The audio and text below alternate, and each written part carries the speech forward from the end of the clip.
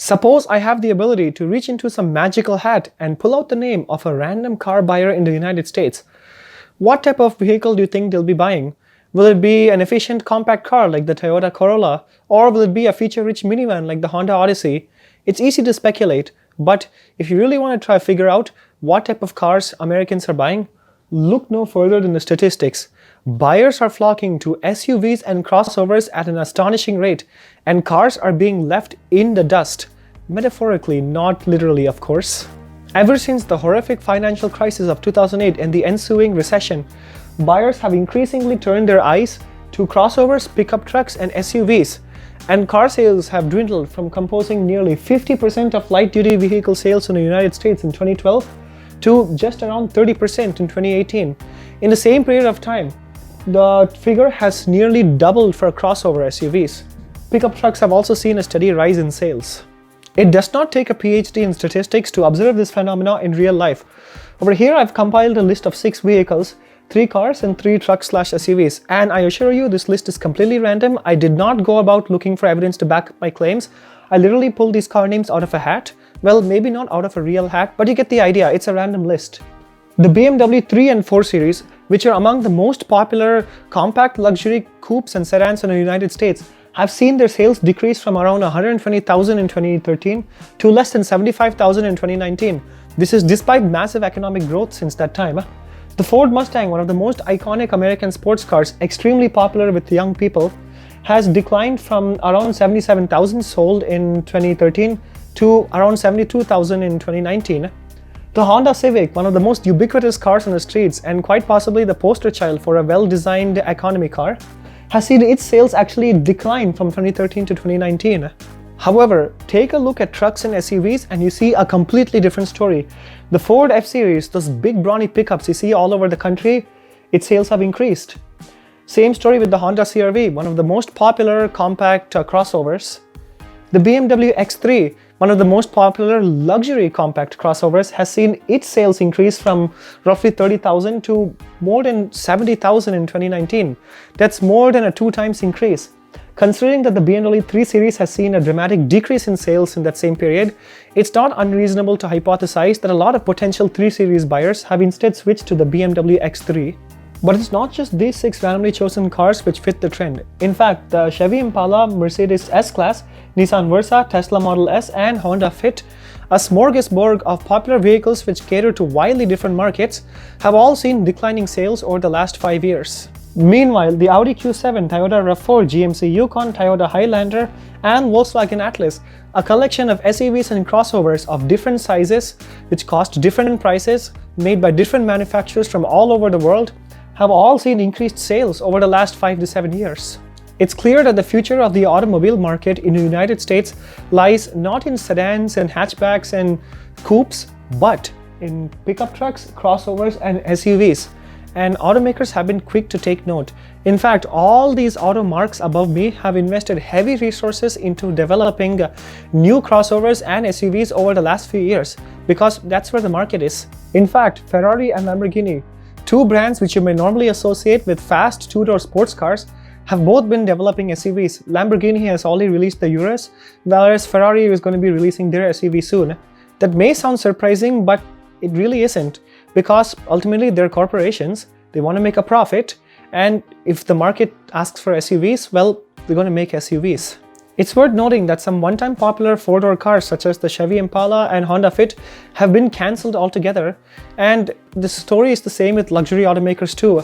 Lexus and Cadillac, for example, have both been discontinuing 4-door sedans and instead investing more resources into SUVs. Okay, so we've gone over a lot of observations and statistics, but you might ask, why is it that buyers are flocking to SUVs as opposed to sedans or hatchbacks? Well, let's find out. And the first reason is the S word, safety. Simply put, car shoppers believe that SUVs and crossovers are safer than sedans. Many crossovers are actually based on cars. For example, the Honda HR-V is based on the Honda Fit, the Honda CR-V is based on the Honda Civic, and given the choice, they tend to go with the SUV or crossover because they do ride higher, they are bigger in size and stature, so people believe that crossovers are safer vehicles than sedans. Now, you may notice these 3 big question marks over here. I'm not going to tell you why I've put 3 big question marks in front of the word safety, but I want you to keep those question marks in mind because they will be very important later on in this video. Another reason is ride height. Simply put, SUVs and crossovers ride higher up than their sedan or hatchback counterparts. And people like that. Consumers want to ride high, especially if they're sitting in a driver's seat. They want a more commanding view of the road.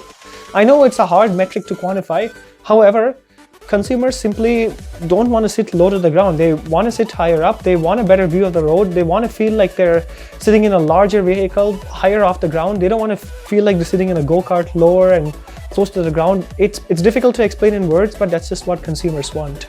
This reason is self-explanatory: interior space. If you had a choice between a car with a small and cramped interior or a car with a large and cavernous interior, which one would you choose? The large interior, obviously. Simply put, people have things to carry, whether it's other people or cargo or goods or grocery bags or whatever. And they want cars with a decent cargo capacity and a decent amount of interior space. And simply put, SUVs and crossovers have much more interior space and cargo capacity than their sedan counterparts.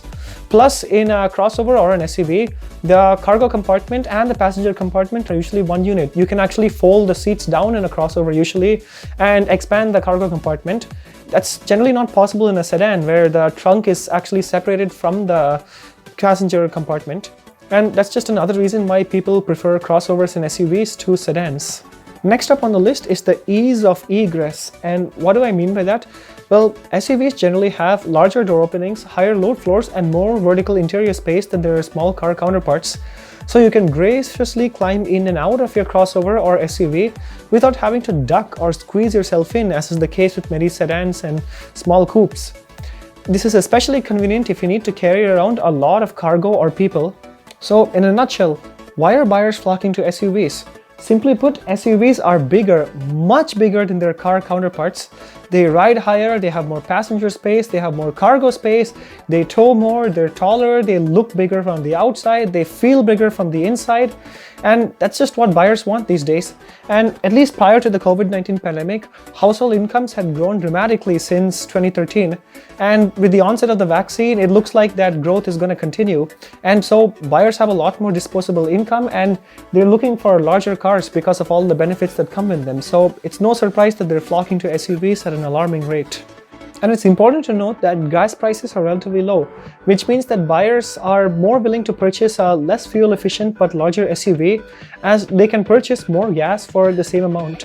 They're less incentivized to downsize to a smaller car simply due to fuel economy, because the price of fuel is so cheap compared to just a few years ago. But, and yes, there's a big but coming, this trend towards SUVs and crossovers and away from sedans and other smaller cars is not necessarily a good thing. First, it's important that we take a closer look at the reasons why people purchase SUVs and crossovers in the first place. Remember those 3 question marks in front of the word safety? Well, they were there for a reason. It's because when people say that SUVs and crossovers are safer than sedans and small cars, well, the reality is a lot more complicated. First of all, pickup trucks and large SUVs are at a much higher risk of rollover than smaller vehicles. If you get hit from the side or you take a turn too fast, there's a much larger chance that your large SUV will go rolling like a runaway log than a small car. And large vehicles tend to have longer braking distances than smaller vehicles, and it's not difficult to see why shorter braking distances are better for safety. SUVs and crossovers certainly ride higher than their small car counterparts, and some, but not all, studies state that drivers of those larger vehicles are marginally safer in the event of a front-end collision. But it's also worth noting that SUVs and crossovers tend to have larger blind spots, which isn't exactly a good thing for safety if you're navigating tight city streets, backing up, or changing lanes. Larger cars are also less stable at higher speeds and they don't handle as well. So once again, there is a higher chance that you can roll over or crash or lose control of a vehicle if your car is heavier or larger. So when someone says that SUVs are safer than cars, the reality is a bit more complicated. It's worth noting that most cars perform reasonably well these days in crash tests, and automakers offer a wide variety of safety features like automatic collision warning, automatic braking, blind spot assist, yada yada yada. So the next time you go around car shopping, instead of looking at whether your car you want to buy is an SUV or a crossover or a sedan, look closely at the IIHS crash test ratings and the available safety features, because those are much better predictors of how safe you'll be in the event of an accident, and much better predictors of how likely you'll be able to avoid an accident in the first place. Next up is space. Now, it's true that sedan trunks are relatively small, but if you want some more cargo space, do you really have to upgrade all the way to a large SUV or a crossover? Well, don't worry, hatchbacks have got your back. Hatchbacks offer a big advantage over sedans, and it's the fact that the cargo area and the passenger area are usually just one unit, so you can actually fold on the back seats and expand your cargo area. Now, if you actually look at how big the cargo areas are in hatchbacks, they're much larger than sedans and they almost rival SUVs. Up here I have some statistics. The Mazda 3 and the Honda Civic hatchbacks, two are the most popular hatchbacks still in the United States, have 20 and 25 cubic feet of storage space respectively. The Mazda CX-5 and the Honda CR-V, the crossovers based on these two cars, have 30 and 39 cubic feet of cargo space respectively. Of course, the crossover will have more cargo space, but the hatchback is not far behind. And those statistics are certainly better than those of a sedan, which generally have between 10 and 15 cubic feet of cargo space. Plus, the cargo compartment is separated from the passenger area, which means it's not as convenient. Of course, those figures were with the back seats up. Put the back seats down and the cargo capacity of all vehicles grows massively. In fact, the Mazda 3 and Honda Civic hatchback have nearly 47 cubic feet of storage space with the back seats down. That's quite enormous and more than enough if you have to carry large items like luggage or lumber on short trips. Of course, the SUVs will still have more cargo capacity with the back seats down, but ask yourself, how much cargo space do you really need? How often are you going to be carrying around large items? And if 47 cubic feet of storage space is enough for you, well then, maybe you don't need to upgrade to a crossover. Maybe a hatchback is the right car for you. And then we get to the drawbacks. We know that SUVs and crossovers are larger than small cars, obviously, but what's not so obvious is the severe performance deficit that you also acquire when you get these larger vehicles. Larger cars take longer to brake, longer to accelerate, and handle worse than their small car counterparts. Now granted, crossovers ride on car platforms and this difference is not too bad. However, if you are looking for something sporty and something with good driving dynamics, you really aren't going to find much in the crossover world. But this problem is especially pronounced with large SUVs and trucks. Ultimately, no matter how good the mechanical engineers who design the steering and handling are, they cannot beat physics, and simply put, large SUVs and trucks can feel quite unsettled at large speeds, and if you take a corner too fast or you jam on the brakes, well, it may not exactly respond to your inputs how you expect it to. But size really becomes a huge problem if you live in a crowded city where there's a bunch of tight spaces and traffic is bad and the parking spaces are small and scarce. Well, if you try driving a Chevy Tahoe or a Kia Telluride or even a smaller Honda CR-V crossover in downtown Los Angeles or New York City, I won't be surprised if you're praying that it magically turns into a compact hatchback or sedan. Ultimately, the larger size and inferior aerodynamics of larger vehicles leads to another problem: inferior fuel economy. Now, granted, the price of gas is relatively low right now, but it isn't free, and certainly if you drive a lot and you're driving a large SUV or a crossover instead of a sedan or hatchback, you're certainly going to be spending a lot more on gas. And it really adds up. Depending on how much you drive, you could be spending hundreds or even more than $1,000 on extra fuel costs every year. But it's not just your wallets that suffer. Ultimately, that fuel which is combusted in your engine has to go somewhere. It leaves your tailpipe in the form of emissions, and those contribute to higher greenhouse gas levels and higher levels of smog in the atmosphere. This is especially a huge problem in large metropolitan regions where a thick blanket of smog can cover the entire city during rush hour. But regardless of where you live, climate change and smog aren't pretty things. They're terrible for our ecosystems and terrible for our lungs. And cars which guzzle more gas aren't helping. However, quite possibly the biggest drawbacks of buying a crossover or an SUV over a sedan or hatchback is the cost. Simply put, larger cars cost more. SUVs and crossovers often cost $5,000 to $10,000 more than their similarly sized sedan counterparts. Large SUVs and pickup trucks don't even start unless you approach the 30 grand mark, and the sticker prices can easily go over 60 grand. A vehicle is generally the most or the second most valuable asset a person owns, and spending thousands of extra dollars on an SUV as opposed to a small car can really put a dent in your pocketbooks. So, in conclusion, what do I think about the SUV versus car debate? Don't buy an SUV until you really have to. Yes, it's true that SUVs are bigger. Yes, it's true that they ride higher. Yes, it's true that they have more interior space. But ask yourself, do you really need all those things? Do you really want a big SUV which can carry around 8 passengers? Do you really want 70 cubic feet of cargo space? Well, if so, then an SUV is the right car for you. But for a lot of people, hatchbacks and sedans should actually suffice. And think about all the benefits of getting a smaller car over an SUV. The better fuel economy, the better performance, the better acceleration, the better handling, the smaller size which can help in crowded cities. Simply put, there are pros and cons to purchasing an SUV, but unless you really need to, I highly recommend that you look at smaller cars and only purchase an SUV or a crossover if you really need the extra space.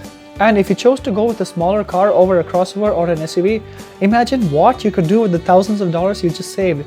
You could buy a new computer, you could invest it in the stock market, you could splurge on 1 million bags of Cheetos. Well, maybe the last idea wasn't so good, but you get the idea.